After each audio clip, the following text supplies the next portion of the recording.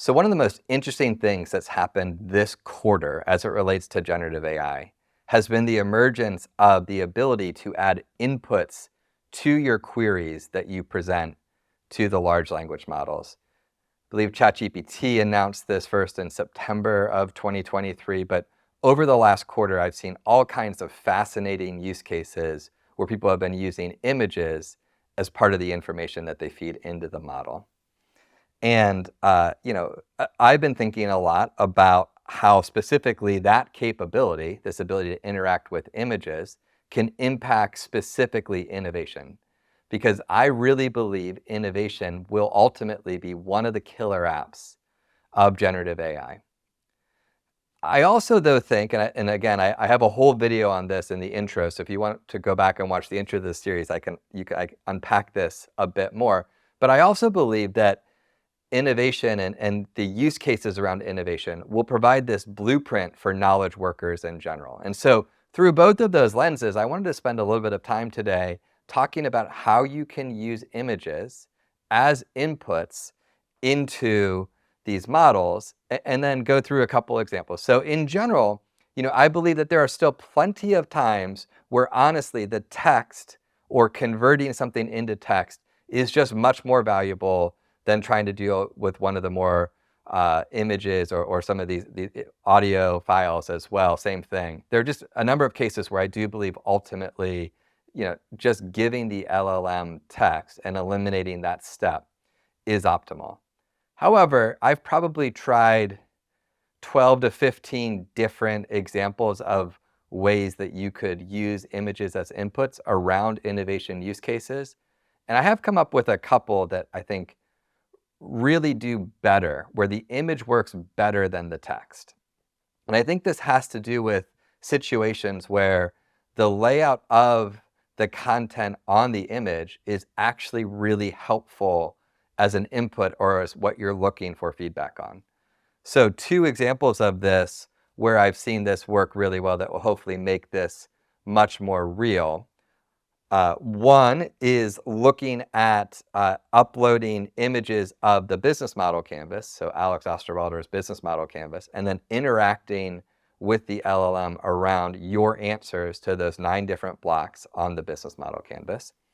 And the second is uploading an investor or a sales deck.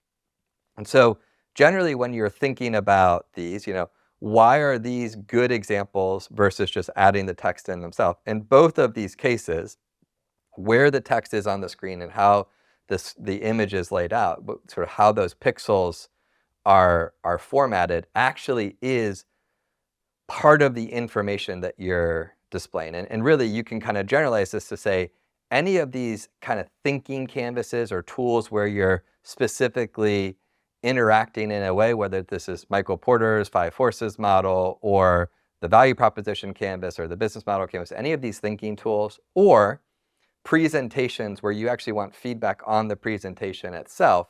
I think both of these are places where you as a knowledge worker should think about uploading the image that you're looking for feedback on versus just putting the text in directly. Okay, let's go back to these examples for a moment, and I want to specifically look at the second one. So uploading an investor or a sales deck. In this specific case, I'm actually going to walk through a template that I've been using, and I'm going to show you at the end of it an example of how this might work inside ChatGPT. Now, with all of these templates that I do in the YouTube video, I'll include the full text of the template, of the prompt template itself in the YouTube notes. So you can just copy it and paste it and use it yourself. But I also want to kind of show you it running. But first, let me kind of walk through how this prompt template works. And in general, I think this does a really nice job also giving some input or another good example of how you should think about formatting your templates for input based on kind of best practices around LLMs. And if this is interesting to you in general, I would encourage you to go listen to the Agile Giants podcast, or you can watch it on YouTube as well, that I did with the creators of the Teller taxonomy, because you'll see how I've kind of incorporated a lot of their thinking into this template itself. Okay, So if I am uploading an investor or a sales deck, the first thing I want to do is I want to give some context on who I am and what I'm looking to achieve. And then I want to actually just provide it a copy of the slides. So in this case, we're going to do an investor pitch, and the bracketed text here is text that you're going to fill in to explain what you're looking for.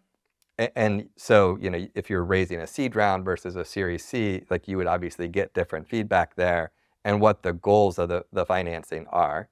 And then you don't really have to fill in the slides, but you want to make sure you're dragging and pasting the slides into the LLM as well.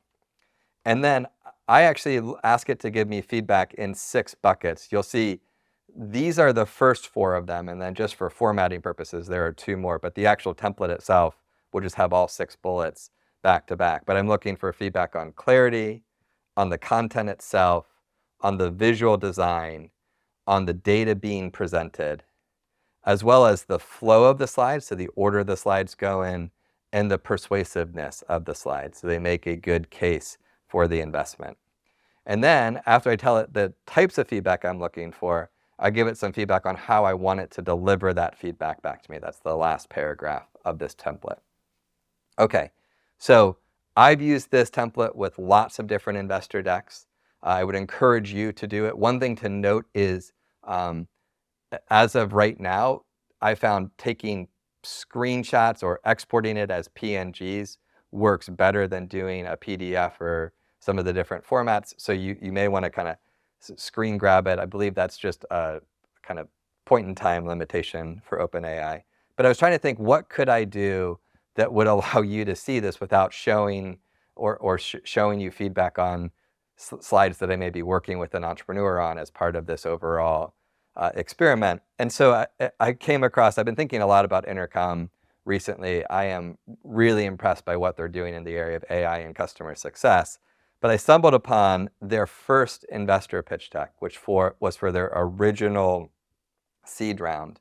And I thought, this is more than 10 years old. The founder has put it on SlideShare, so he's obviously fine with people seeing it.